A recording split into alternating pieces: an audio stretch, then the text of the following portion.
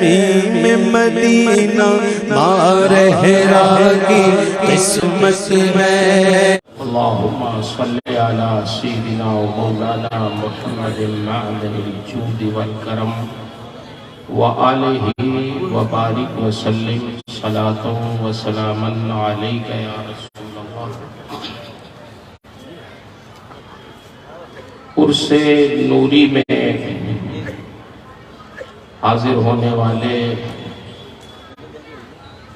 سلسلے کے حضرات، برکاتی حضرات اور دیگر سامعین، اللہ تعالی ہمارا اور آپ کا آنا مبارک فرمائے اور اپنے ان بزرگوں کے فیوز و برکات سے ہم سب کو فیض یاب فرمائے۔ یہاں سے جانے سے پہلے ہم سب کی مغفرت فرمائے۔ ہم اور آپ ایک قطب کے عرس کی تقریب میں حاضر ہیں جن کو میاں صاحب کہا جاتا ہے۔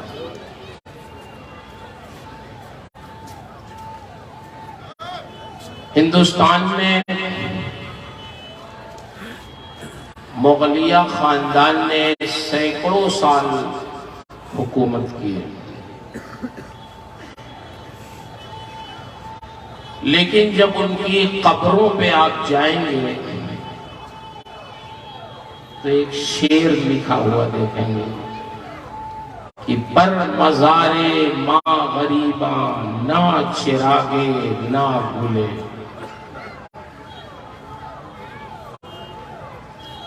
جس کا مفہوم یہ ہے کہ ہم وہ غریب لوگ ہیں، تھے تو بادشاہ، لیکن اب وہ اپنے حالت زار سے کہہ رہے ہیں کہ ہم وہ غریب لوگ ہیں کہ ہماری قبر پر اب نہ کوئی پھول چڑھانے والا ہے نہ چراغ جلانے والا، نہ ہی پھول کی بنیاد پر کوئی بلبل چہچہانے والی ہے، اور نہ چراغ ہے کہ کوئی پروانہ آئے اپنا پر جلائے۔ بالکل ہوں کا عالم، کوئی خیریت پوچھنے والا۔ لیکن جنہوں نے اپنی زندگی دین کی خدمت میں گزاری ہے تو وہ زندہ رہتے ہیں تب بھی بھیڑ لگی رہتی ہے، وصال فرما جاتے ہیں تب بھی بھیڑ لگی رہتی ہے۔ آپ نے ابھی رات میں مخدوم گرامی مرتبت حضرت شرف ملت مدظ اللہ العالی سے سماعت کیا۔ آپ نے فرمایا تھا کہ میں دیر رات میں اپنی والدہ کے مزار پہ فاتحہ کے لیے جاتا ہوں تو اس وقت بھی بچے قرآن کی تلاوت کرتے ہوئے ملتے ہیں۔ کیا بات ہے!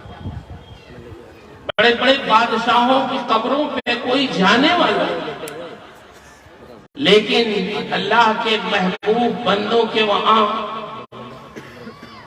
فاتحہ پڑھنے والوں کی، قرآن کی تلاوت کرنے والوں کی بظاہر بھی بھیڑ لگی رہتی ہے، اور جو عقیدت مند ہیں نہیں آ پاتے ہیں وہ اپنی دعاؤں میں ان کو شامل کرتے ہیں، شجرہ پڑھتے ہیں، اپنے بزرگوں کو یاد رکھتے ہیں۔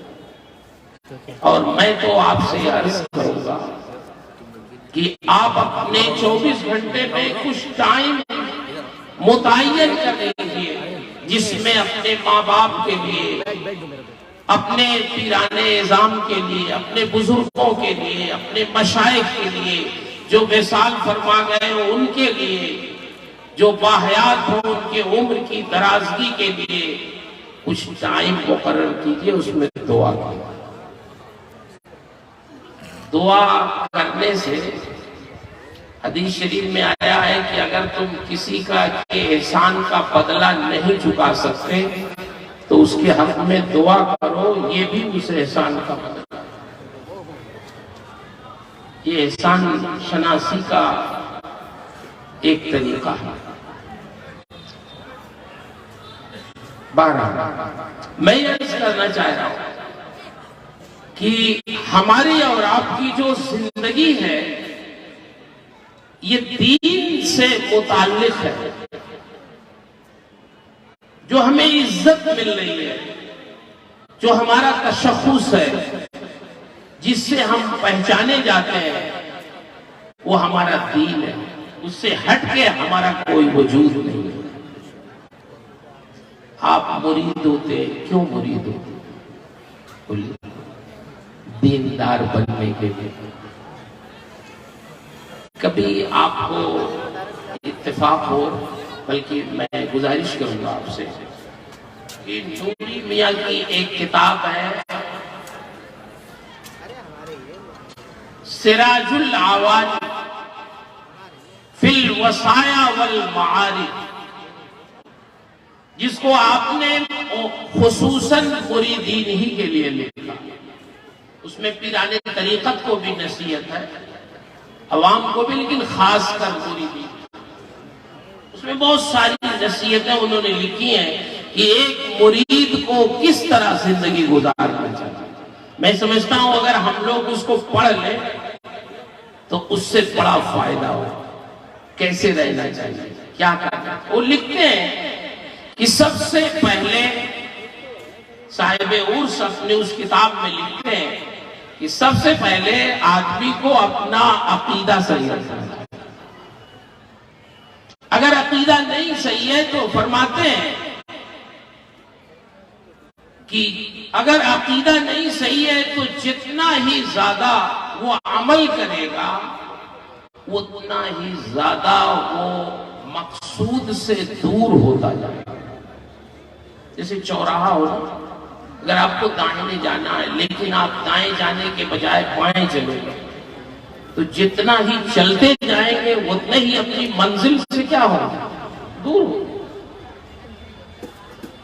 ہم تو خوش فہمی میں ہے کہ ہم اپنا مقصود پا رہے ہیں، قریب ہو رہے ہیں، لیکن چونکہ ہم نے اپنے مقصود کی جہت بدل دی تو پھر مقصد ہم سے دور ہو جا رہا ہے. جتنی محنت کر رہے ہیں اتنے ہی زیادہ دور ہو رہے ہیں. تو سب سے پہلے عقیدہ صحیح.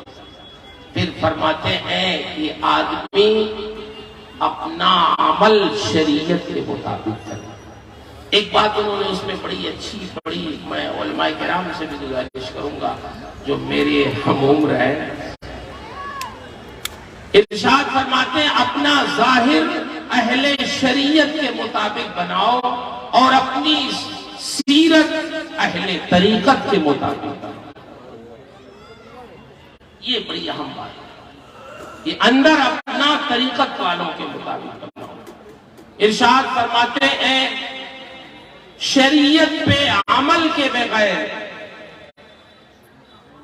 نہ کوئی پیر پیر ہے نہ کوئی مرید مرید ہے. آپ لوگ سے برا دیا لوگ ہمارے کہاں کہاں پھنس جاتے ہیں. اللہ کا شکر ہے ہماری خانقاہ برپا کیا. آپ تاریخ اٹھا کے دیکھیں گے تو اس خانقاہ نے ہمیشہ فیضیاب کیا ہے. اور کس طرح سے فیضیاب کیا؟ جو علمی خاندان ہیں انہیں بھی فیضیاب کیا ہے اور جو خانقاہیں ہیں انہیں بھی فیضیاب کیا. آپ دیکھیں گے حضور اچھے میاں شمس ماریرہ کے زمانے میں بدائیوں کو فیضیاب، بدائیوں کو جوڑا، اور خاتم الاکابر کے زمانے میں بریلی کو جوڑا. پھر اس کے بعد اشرفی میاں علیہ الرحمہ کے ذریعے کشورچھا مقدسہ کو قریب کیا اور اتحاد پیدا کیا، محبتیں.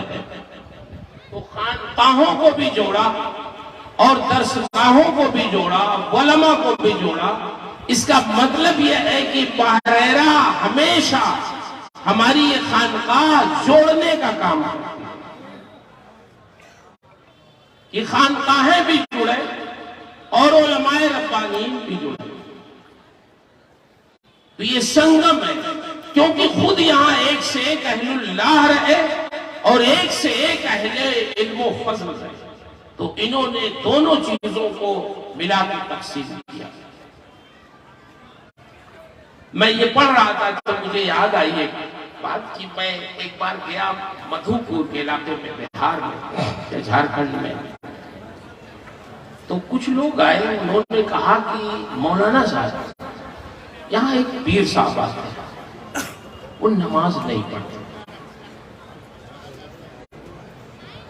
اور کہتے ہیں کہ اس دلیل سنیے ذرا پیر صاحب، اللہ وہ کہتے ہیں اس زمین پہ ہم کیا نماز پڑھیں، اس زمین کو تو ابلیس نے اپنے سجدوں سے ناپاک کر دیا، کوئی جگہ چھوڑی نہیں جہاں اس نے سجدہ نہ کیا ہو، اب یہ زمین اس نے ہمارے نماز کے لائق ہی نہیں رکھا، کیا نماز پڑھیں۔ کیسی کیسی دلیل دیتے ہیں۔ ہم لوگوں نے کہا اچھا یہ بتاؤ تم لوگوں نے کیا جواب دیا، اب اس کے لیے کوئی مناظر بلانے کی ضرورت؟ اتنے دن سے تم لوگ تقریریں سنتے ہو علماء کرام کی، تو کیا اس کا جواب نہیں تم لوگ دے سکتے؟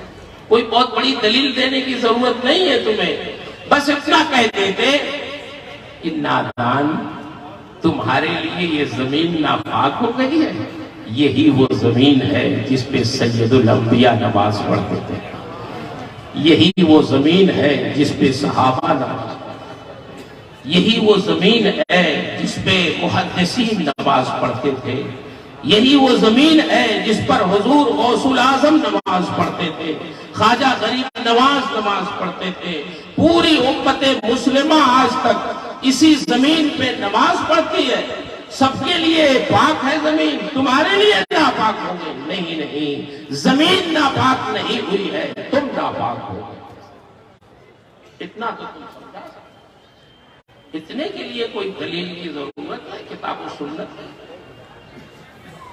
تو ایسے ایسے لوگ بھی گھومتے ہیں۔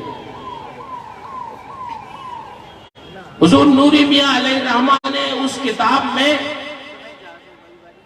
بہت زور دیا اس میں کہ اصل شریعت ہے، شریعت سے ہٹ کے آدمی کی زندگی کا تصور نہیں، اور پھر آپ غور کریں بزرگوں کے حالات پڑھی، حضرت عمر کے حالات، حضرت عمر رضی اللہ تعالی عنہ اپنے دور خلافت میں مدینے سے مکہ گئے حج کرنے کے لیے، اپنے دور خلافت میں، تو مکے سے قریب ایک جگہ ہے مقام دجنان،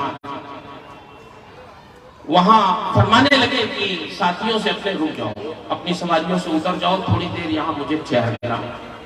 لوگوں نے کہا امیر المومنین کوئی خاص بات ہے؟ کہا ہاں خاص بات ہے، کہا فرمائیں۔ تو رکے تو کہنے لگے سنو، یہاں سے ایک میری یادگار وابستہ، اس زمانے کی حالت کفر، جب میں مسلمان نہیں ہوا تھا تو یہی وہ جگہ ہے جہاں میں اپنے باپ خطاب کے اونٹوں کو چرایا کرتا تھا، کل 5 اونٹ میرے باپ خطاب کے تھے۔ مجھ سے کہتے ہیں عمر ان 5 اونٹوں کو ایک لائن سے سیدھا کھڑا کر دو، تو حالت کفر میں وہ 5 اونٹ بھی عمر سے سیدھے نہیں ہوتے تھے، ایک کو لاتا دوسرا چلا جاتا، دوسرے کو لانے کی کوشش کرتا پہلا بھاگ جاتا، تیسرے کو لاتا دوسرا بدک جاتا، یہ 5 اونٹ بھی عمر سے سنبھلتے نہیں تھے، اور میرے باپ خطاب کہیں سے چھپ کے دیکھتے رہتے تھے، جب وہ صحیح نہیں ہوتے تو آ کے میری پڑائی لگاتے تھے، میں ہر دم ڈرتا رہتا تھا کہ کہیں سے میرے باپ خطاب نہ آ جائے۔ لیکن آج میں سوچتا ہوں کہ ایک وہ زمانہ تھا جب مجھ سے 5 اونٹ بھی حالت کفر میں سنبھلتے نہیں تھے، لیکن جب میں رسول اللہ کے دامن سے وابستہ ہوا، مومن ہوا، تو آج بیٹھتا ہوں مدینے میں اور فیصلے ایران اور شام تک کے میں کرتا ہوں۔ ایک جگہ سے بیٹھ کر پوری دنیا اسلام پر میں نگاہ رکھتا ہوں، حکومت کرتا ہوں، لوگوں کے فیصلے کرتا ہوں اور لوگوں کی خدمت کرتا ہوں۔ اس کا مطلب یہ ہے، ابھی آپ نے شعر پڑھا قاری صاحب نے ہمارے، کہ جب تک بکے نہ تھے تو کوئی پوچھتا نہ تھا، تم نے خرید کر ہمیں انمول کر دیا۔ تو ہماری آپ کی زندگی دین سے ہٹ کے کچھ بھی نہیں، دین سے ہٹ کے کوئی تصور نہیں۔ اس لیے یہ ساری چیزیں، یہ خانقاہ ہے، یہ مدارس، یہ ہمارے بزرگان دین، یہ سب ہماری ہدایت اور رہنمائی کے لیے ہے، ہمیں نیک بنانے کے لیے۔ یہاں آپ کو بلایا اسی لیے جاتا ہے عرس کے نام پہ، کہ آپ یہاں سے فیضان لے کے جائیں اور سال بھر تک اس سے اپنی زندگی کو سنواریں۔ مقصد یہی ہے، بزرگوں کا جو مقصد تھا عرس کا مقصد یہی ہے۔ اور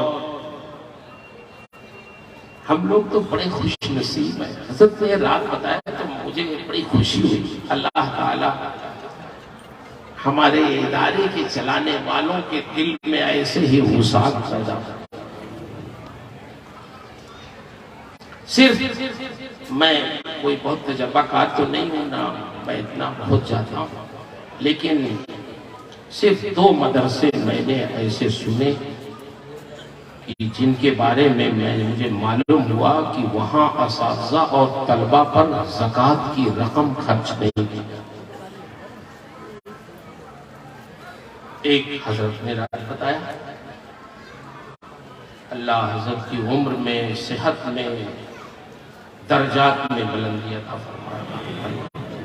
تنہائیوں میں دعا کریں۔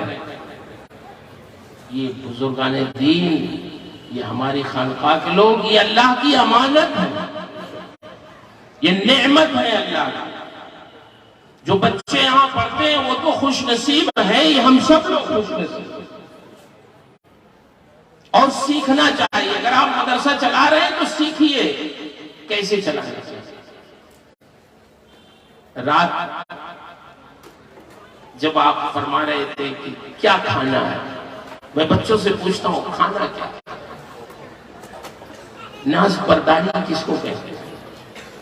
آپ تو داخلہ کرا کے چلے جاتے ہیں، ناز برداری یہ کرتے ہیں۔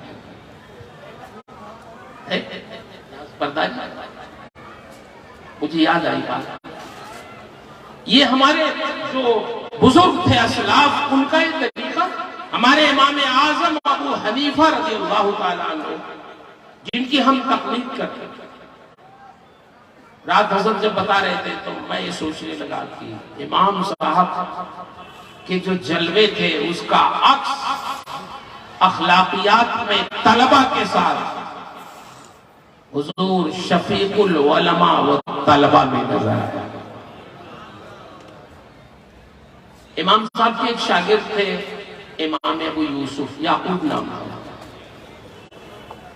وہ خود اپنی داستان لکھتے ہیں کہ میں بچپن میں یتیم ہو گیا تو میری ماں نے دھوبی کے وہاں ملازمت پہ لگا دیا۔ میری ماں سود کاٹتی تھی، اس سے خرچ نہیں پورا ہوتا، تو مجھ سے جب میں تھوڑا ہوشیار ہوا تو مجھے دھوبی کے وہاں ملازمت پہ لگا دیا، اور روزانہ تھوڑے سے پیسے میں پاتا تھا تو میں اپنی والدہ کو لا کے دیتا تھا، تو وہ اپنی آمدنی اور میری آمدنی دونوں کو ملا کے اسی سے ہماری پرورش کرتے ہیں، کھلاتے پلاتے۔ جس راستے سے میں دھوبی کے وہاں جاتا تھا ملازمت پہ، تو اسی راستے میں امام اعظم ابو حنیفہ کا مکان تھا۔ ایک دن میں نے نگاہ ڈالی تو دیکھا کہ بہت سے لوگ بیٹھے ہوئے ہیں، امام صاحب کچھ بیان کر رہے ہیں اور لوگ بڑی سنجیدگی سے سن رہے ہیں۔ تو میں نے کہا کہ چلو میں بھی دیکھتا ہوں کیا بیان ہو رہا۔ گیا، بیٹھ گیا۔ امام صاحب مسائل شرعیہ بیان کر رہے تھے، کتاب و سنت سے مسائل نکال کے بیان کر رہے تھے۔ میں بیٹھا، مجلس بہت اچھی لگی اور دن بھر وہیں رہ گیا، شام کو گھر آ گیا۔ تو اس دن میں نے چونکہ ملازمت نہیں کی تو مجھے پیسے بھی نہیں ملے، ماں کو میں نے کچھ دیا نہیں، میری والدہ نے کچھ پوچھا تو نہیں، لیکن وہ سوچنے لگی لڑکا لگتا ہے کھیلنے میں لگ گیا۔ دوسرا دن ہوا، پھر میں گیا، پھر امام صاحب کی مجلس میں بیٹھ گیا۔ شام ہوئی پھر میں چلا آیا، پھر پیسے نہیں دیے۔ اب جب تیسرا دن ہوا میں نکلا گھر سے تو میری والدہ بھی پیچھے پیچھے تاک میں کہ دیکھیں یہ جاتا کہاں آیا، کہ کھیلنے میں تو نہیں لگ جاتا۔ جیسے ہی میں امام صاحب کی مجلس میں بیٹھا تو میری والدہ بھی چلی آئی امام صاحب کی مجلس میں۔ انہوں نے برجستہ کہا نعمان یہ میرا بیٹا ہے، اس کو واپس کرو۔ آپ کو معلوم نہیں میں بیوہ عورت ہوں، میرے پاس کھانے پینے کے لیے گزارے کے لیے کوئی چیز نہیں ہے، آپ نے اپنے کام میں لگا لیا اس کو۔ یہ کماتا تھا، کچھ پیسے لاتا تھا، کچھ میں کماتی تھی، اسی سے تو زندگی کی گاڑی چلتی تھی۔ آپ انہیں واپس کر دو۔ آپ نے فرمایا یعقوب کو بیٹھنے دو، پڑھنے دو، پڑھ لے گا، عالم ہو جائے گا۔ انہوں نے کہا نہیں مجھے پڑھانا نہیں ہے، بڑی سخت تھی وہ۔ آپ نے کہا علم حاصل کرے گا، عالم ہو جائے گا، کون سا علم تم پڑھاؤ گے میرے بیٹے کو؟ آپ نے فرمایا میں ایسا علم اس کو پڑھاؤں گا کہ یہ روغن پستہ میں مستقبل قریب میں فالودہ ڈبو کے کھائے گا جو کھانا بادشاہوں کا کھاتا۔ یہ بات جب انہوں نے کہی امام صاحب نے تو ان کی والدہ کی زبان سے نکلا ھذا شیخ قد ذہب عقلہ، اس بوڑھے آدمی کی عقل مار گئی ہے، کون سا علم یہ پڑھا دیں گے کہ جس علم سے میرا بیٹا بادشاہوں کا کھانا کھائے گا؟ کہاں میرا یتیم بیٹا، کہاں بادشاہوں کے کھانے کا خواب آپ دکھلا رہے ہیں؟ نہیں مجھے پڑھانا نہیں، واپس کرو میرے بیٹے۔ امام صاحب سمجھ گئے بہت سخت ہے، یہ لے کے چلی جائیں گی۔ فرمانے لگے اچھا یہ بتاؤ بیٹا کتنا کماتا ہے روزانہ بتاؤ؟ تو انہوں نے بتایا اتنا پیسہ لاتا ہے۔ ارشاد فرماتے ہیں ٹھیک ہے چلو جتنا وہ ملازمت سے پاتا ہے نعمان بن ثابت روزانہ اپنی جیب سے تمہارے بیٹے کو دیتے بھی رہیں گے اور ان کو علم دین پڑھاتے بھی۔ امام اعظم کا جلوہ نظر آیا؟ بولیے ایسا البرکات کے لڑکے بہت سعادت مند ہیں کہ نہیں ہیں؟ مدرسوں میں پیاز مانگنے چلے جاؤ تو نہیں دیتے ہیں مطبخ والا، وہ کہتے ہیں الگ سے نہیں ملے گی، جا کے خرید کے لے آؤ۔ کہیں ایسا دل اسی رہتا ہے تو کام ہوتا۔ امام صاحب سمجھ گئے، انہوں نے کہا اچھا جاؤ پیسہ ہم دے دیں گے، پیسے کی بات ہے مسئلہ حل ہوگا۔ امام اعظم امام ابو یوسف فرماتے اے میرے وہ استاذ امام اعظم مجھے پڑھاتے بھی رہے، روزانہ الٹے تنخواہ بھی دیتے رہے، اور صرف یہی نہیں کہ مجھے دیتے رہے، جب میری شادی ہو گئی تو فرمانے لگے یعقوب تمہارا خرچ بڑھ گیا ہے، اب یہ تمہارا خرچ ہے اور یہ تمہاری بیوی کا خرچ۔ میری بیوی کا بھی خرچ دیتے رہے۔ اتنا پڑھایا کہ امام ابو یوسف امام صاحب کے وصال کے بعد قاضی الشرق والغرب ہو گئے، دنیا اسلام کے سب سے بڑے قاضی چیف جسٹس۔ خلیفہ مجبور ہوا ان کو بنانے پہ۔ اب وہ جانتے جب قاضی الشرق والغرب ہوئے، چیف جسٹس ہو گئے تو وہ بادشاہ کے ساتھ کھانا کھانے لگے۔ بادشاہ نے کہا ہمارے ساتھ، خلیفہ نے کہا ہمارے ساتھ کھانا کھانا۔ اب امام صاحب کہیں جا رہے ہیں تو ہٹو بچو، یہ ساری چیزیں ان کا بستر چیک ہو رہا، ان کا کھانا چیک ہو رہا، ان کے آگے پیچھے لوگ ہیں۔ ایک دن بیٹھے دسترخوان پہ تو روغن پستہ میں فالودہ ڈبو کے آ گیا۔ جیسے ہی دیکھا فضحک ابو یوسف، امام ابو یوسف ہنسنے لگے فالودہ دیں گے۔ خلیفہ نے کہا حضور کیا بات ہے، یہ کھانا پسند نہیں ہے کیا آپ کو؟ ارے یہ ہم کو بھی روزانہ نہیں ملتا، ہفتے میں ایک دن آتا۔ خلیفہ کو کہ لیے پسند نہیں۔ ہنس اس لیے رہا کہ جس وقت میرے امام نے، میرے استاذ نے فرمایا تھا میری ماں سے کہ اس کو چھوڑ دے، میں تیرے بیٹے کو ایسا علم پڑھا رہا ہوں کہ یہ روغن پستہ میں فالودہ ڈبو کے کھائے گا، تو میری ماں نے کہا تھا ھذا شیخ قد ذہب عقلہ، اس بوڑھے آدمی کی عقل مار گئی ہے. کاش اگر میری ماں آج زندہ ہوتی تو وہ دیکھ لیتی کہ میرے امام اعظم اپنی باطنی نگاہوں سے اتنی دور تک دیکھتے ہیں جہاں سے ہم اپنی ظاہری نگاہوں سے. یہ کشف ہے.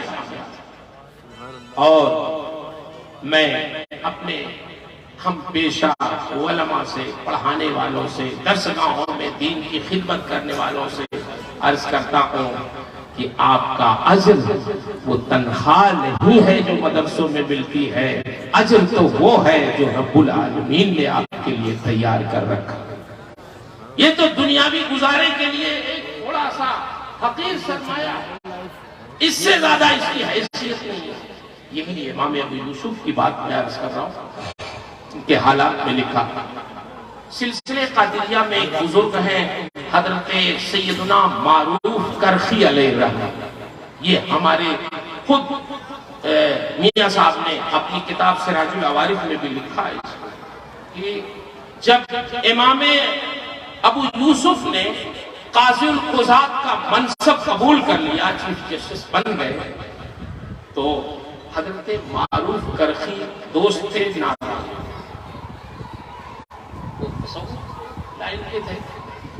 تو ناراض ہو گئے. اس بات کے ناراض ہوئے کہ تم اب سرکاری آدمی ہو، تمہارے استاد امام اعظم نے منصب نہیں قبول کیا اور تم نے جا کے قبول کر لیا، تو اب ہماری دوستی ختم. یہ سلسلے قادریہ کے بزرگ تھے، ذرا یہ بادشاہوں سے اور خلفاء سے ذرا دور رہتے تھے. یہاں تک کہ اسی زمانے میں کچھ دن میں امام ابو یوسف کا انتقال ہو گیا. جب انتقال ہوا تو حضرت معروف کرخی نے خواب دیکھا کہ میں جنت میں ٹہل رہا ہوں اور ایک بڑا خوبصورت محل ہے، اس محل میں داخل ہونا چاہتا ہوں. جیسے ہی میں نے قدم رکھا تو مجھے روک دیا گیا. میں نے کہا کیوں؟ یہ میرا محل نہیں ہے. لوگوں نے کہا نہیں یہ آپ کا محل نہیں ہے، آپ اس میں داخل نہیں ہو سکتے. میں نے پھر کہا لمن ھذا، یہ کس کا محل ہے؟ میرا نہیں ہے، پھر ہے کس کا اتنا خوبصورت محل؟ تو جواب دیا لے ابی یوسف، یہ امام ابو یوسف. میں نے کہا ابو یوسف کا؟ ابو یوسف تو ایک سرکاری آدمی تھے، وہ تو قاضی تھے، وہ تو دنیا کے عہدوں میں ایسے ایک عہدے پہ فائز تھے. اتنا خوبصورت محل ان کا کس بنیاد پہ؟ میرے ذہن میں وہی بات تھی کہ صاحب انہوں نے وحدہ قبول کر لیا اور سرکاری آدمی، لیکن میں نے پوچھا اتنا اچھا محل کس بنیاد پہ؟ علماء کرام، طلبہ، مبارک ہو آپ کو، ہم سب کو اللہ نے جس راستے پہ لگایا ہے اس سے بہتر آپ کے لیے ہمارے لیے کوئی راستہ نہیں. بچوں کو پڑھانا اس سے بہتر کیا ہے؟ ایک طالب علم بھی اگر اللہ والا ہو گیا تو اساتذہ، طلبہ، مدرسے کے چلانے والے، آپ لوگ معاونین، انشاءاللہ سب کا کام ہو. جواب دیا جب انہوں نے حضرت معروف کرخی فرماتے میں نے پوچھا کیوں اتنا بڑا محل؟ جواب دیا للتعلیم والتعلم، اس لیے کہ علم امام ابو یوسف علم دین سیکھتے تھے، انہوں نے علم دین سیکھا اور پھر علم دین سکھایا. تو اس علم دین سیکھنے اور سکھانے کے نتیجے میں اللہ نے ان کو اتنا خوبصورت محل عطا فرمایا. حضرت ابو ہریرہ سے سرکار نے فرمایا ابو ہریرہ تمہاری زندگی اگر علم دین سیکھنے اور سکھانے میں گزر گئی، اسی میں انتقال ہوا تمہارا، تو تمہارے قبر کی زیارت کے لیے اتنے فرشتے آئیں گے جتنے فرشتے بیت عتیق کی زیارت. کیا شان! پڑھنا، پڑھانا، مدرسہ، اللہ اکبر. بلکہ ایک بزرگ ہے، یہ کہتے ہوئے اپنی بات میں ختم کروں، ٹائم بہت کم ہے اور ہمارے علماء کرام معزز مہمان بہت ہیں، تو ہمارے بزرگوں کا کرم ہے، یہ نوازش ہے. یہ حضرات اپنے غلاموں کو نوازنے کے لیے بہت کچھ ارشاد فرما دیتے ہیں. لیکن ہم لوگ اپنی حیثیت جانتے ہیں۔ وہ ان کا نام ہے یزید بن ہارون، یہ بہت بڑے محدث ہیں۔ مسلم شریف کی سند میں، سند حدیث میں ان کا نام آتا ہے۔ امام مسلم کے شیوخ میں سے 80 سال کے ہو کے ان کا انتقال ہوا، داڑھی سفید، سر کے بال سفید، 80 سال کی عمر تک انہوں نے علم حدیث کی خدمت کی۔ جب انتقال ہو گیا تو ان کے شاگرد سہیل بن عمار، یہ ان کے شاگردوں میں سے تھے، امام احمد بن حنبل کے ساتھیوں میں سے تھے۔ انہوں نے خواب دیکھا اپنے استاذ کو، تو سب سے پہلے پوچھا، حضرت یہ بتائیے قبر میں حالات کیسے پیش ہیں؟ آپ سے بھی سوال جواب ہوا جو ہوتا ہے سب سے؟ ان کا ہاں سہیل، تم لوگ تو مجھے دفن کر کے چلے آئے چھوڑ کے اکیلے، تو فرشتے آئے مجھ سے بھی سوال کیا۔ کہا کیا پوچھا؟ من ربک ما دینک ما تقول فی شأن اخیک۔ تو کہا حضور آپ نے جواب کیا دیا؟ کہا کیا جواب دیتا؟ میں نے اپنی سفید داڑھی پہ ہاتھ رکھا اور کہا فرشتوں اب من ربکا کا میں جواب دوں گا کہ تمہارا رب کون ہے۔ 80 سال کی عمر تک انہی سوالوں کا جواب تو اپنے شاگردوں کو پڑھایا ہے کہ رب کون ہے، رسول کون ہے، دین کیا ہے۔ جس نے 80 سال کی عمر تک ان تینوں سوالوں کا جواب پڑھایا ہو، قبر میں اس سے پوچھتے ہو کہ رب کون ہے؟ کیا کیا میں نے؟ یہی سب تو سمجھایا لوگوں کو۔ اللہ نے اسی جواب پر میری مغفرت فرما دی۔ تو مدرسوں میں قال اللہ قال رسول، خوشا مسجد و مدرسہ خانقاہ کی درب بوت قیل و قال محمد۔ اللہ تبارک و تعالی ہماری اس خانقاہ کو، ہمارے اس مدرسے کو، ہمارے ان بزرگوں کو سب کے فیوز و برکات کو عام و تام فرمائے اور ہماری عقیدتوں میں اور استحکام پیدا فرمائے۔ ہم آئیں تو اپنے بزرگوں کے فیوز و برکات لے کے جائیں، اور جہاں بھی رہیں معلوم ہونا چاہیے ہمارے عمل سے، ہمارے کردار سے کہ ہم برکاتی ہیں۔ ہمارے اخلاق سے، اخلاق ایسا رکھیے کہ لوگ سمجھیں کہ یہ خانقاہ ماہرہ سے متعلق۔ ایک بار جو مل لے وہ دوبارہ ملنے کی خواہش ہے کہ کسی اچھے انسان سے ہماری ملاقات ہوئی۔ بس انہی چند جملوں کے ساتھ اپنی گفتگو میں ختم کرتا ہوں، وقت ہو گیا ہے۔ بس اس دعا کے ساتھ کہ میں نے جو کچھ بھی عرض کیا ہے اس میں جو حق ہے، جو ثواب ہے، جو صحیح ہے، وہ سب میرے رب کی طرف سے ہے۔ میرے بیان میں، میری تعبیر میں، خود میرے سمجھنے میں، میرے سمجھانے میں جو غلطیاں ہیں وہ سب میری طرف سے ہیں۔ اللہ مجھے حق کہنے، حق سنانے، خود حق پہ قائم رہنے اور حق کی نشر و اشاعت کی توفیق عطا فرمائے۔ ہمارے بزرگ، ہمارے مشائخ، بالخصوص حضور امین ملت، حضور شرف ملت، حضور شفیق العلماء والطلباء، حضور رفیق ملت، حضور امان ملت اور خانوادے کے جتنے بھی ہمارے شہزادگان ہیں، اللہ سب کی عمروں میں برکت عطا فرمائے، سب کے درجات بلند فرمائے، سب کو صحت و عافیت کے ساتھ رکھے، سب کو نظر بد سے محفوظ رکھے، مریدین پر، متوسلین پر، محبین پر ان کا سایہ عاطفت دراز رکھے۔ استغفر اللہ ربی من کل ذنب واتوب الیہ۔ السلام علیکم۔